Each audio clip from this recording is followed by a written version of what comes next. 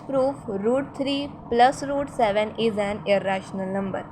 तो उसके लिए सबसे पहले हम लेट करेंगे, let 3 is equals to a upon b, जहाँ पर a अपॉन बी एक रैशनल नंबर है और a b जो है वो को प्राइम्स है।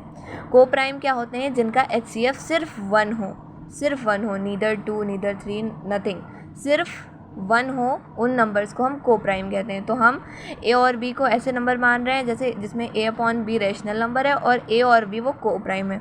अब हम क्या करेंगे, जो हमारी इक्वेशन बनी है यानी कि √3 is equals to a upon b, इसको दोनों साइड से स्क्वायर करेंगे, यानी कि √3 का स्क्वायर इज इक्वल्स टू इसका पूरा स्क्वायर।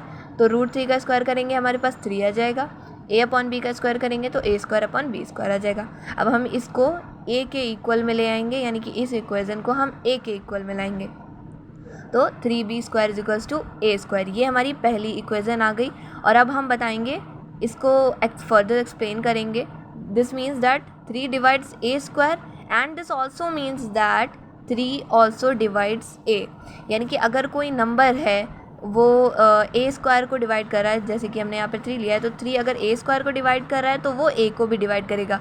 जैसे कि अगर 2 है तो अगर 4 के स्क्वायर को 2 डिवाइड करेगा तो वो 4 को भी डिवाइड करेगा, यानी कि अगर 2 16 को डिवाइड कर रहा है तो 2 4 को भी डिवाइड करेगा। यही फॉर्मूला हमने यहाँ पर भी लिखा है। Now let a square equals to 3c। अब हमको a स्क्वायर यानी कि ये जो हमारा a इक्वल में निकल कर आया है a स्क्वायर, उसको 3c लेट करना है। 3c ही नहीं करना है, जो भी नंबर आप इस साइड पे लेट करते हैं उसको आपको, जैसे अगर मैं 7 लेती तो मैं 7c इक्वल में रखती a स्क्वायर के। अभी 3 लिया है तो 3c हम a स्क्वायर के इक्वल में रखेंगे। अब जहाँ पर जो c है वो एक इंटीजर है, okay. 3b square equals to 3c square, 3c to the whole square. ये हमारी इक्वेशन बनकर आई एक और। इसको हम तो एक्सपेंड करेंगे तो 3b square equal to 9c square, और हम इसको अब b स्क्वायर के इक्वल में लाएंगे, यानी कि b square equal to 3c square, और ये हमारी सेकेंड इक्वेशन बन के आ गई। हमको क्या करना है, a और b दोनों की ही वैल्यू निकालनी है। a की भी आ गई और b की भी आ गई, लेकिन हमारे पास a स्क्वायर की और b स्क्वायर की आई है। अब हम ज़रा इसको भी एक्सप्लेन करेंगे। This means that 3 divides b square and it further means that 3 also divides b, okay. और इसका मतलब क्या है कि 3 since 3 is a factor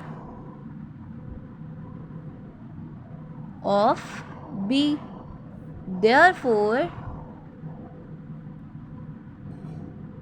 3 is a factor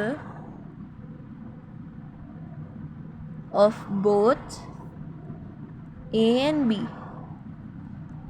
क्योंकि अभी हमने देखा ना, 3 इसको भी डिवाइड कर रहा है और 3 b को भी डिवाइड कर रहा है, जबकि हमने यहाँ पर क्या एज्यूम किया था कि a b तो को प्राइम नंबर है। अब यहीं पर जो हमारी बात कही, हमने जो बात कही थी, जो हमने एज्यूम किया था, वो गलत साबित हो रहा है, यहाँ पर प्रूफ हो गया है। अब हम इसका स्टेटमेंट लिखेंगे, but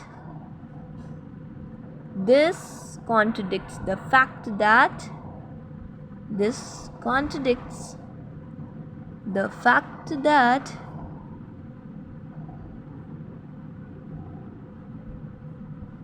a and b are co-prime numbers। और अब हम इसकी वजह लिखेंगे कि ये कैसे, ये कॉन्ट्रडिक्शन कैसे हुआ। So this contradiction has arisen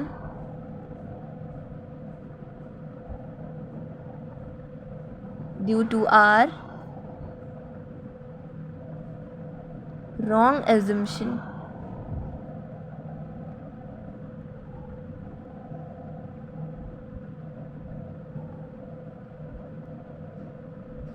कि हमने यहाँ पर माना ही गलत था। तो तभी तो ये जो गलत फहमी हुई, ये क्यों हुई? क्योंकि हमने माना था कि a और b यानी कि √3 a b एक रैशनल नंबर है और a और b वो को प्राइम नंबर है, जो कि हमारा अजम्पशन बिल्कुल गलत था। और दिस मीन्स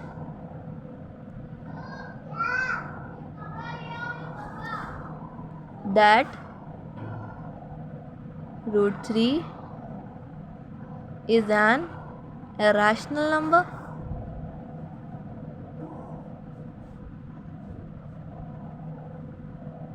लेकिन अभी यहाँ पर पूरा सवाल नहीं ख़त्म हुआ।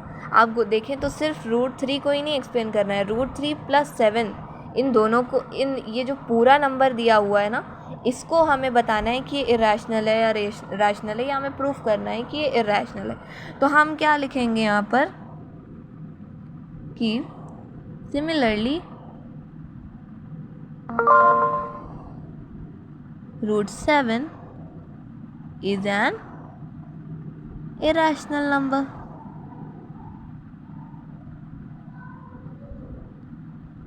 That's why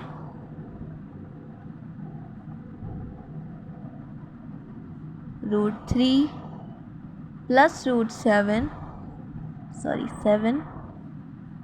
is an irrational number.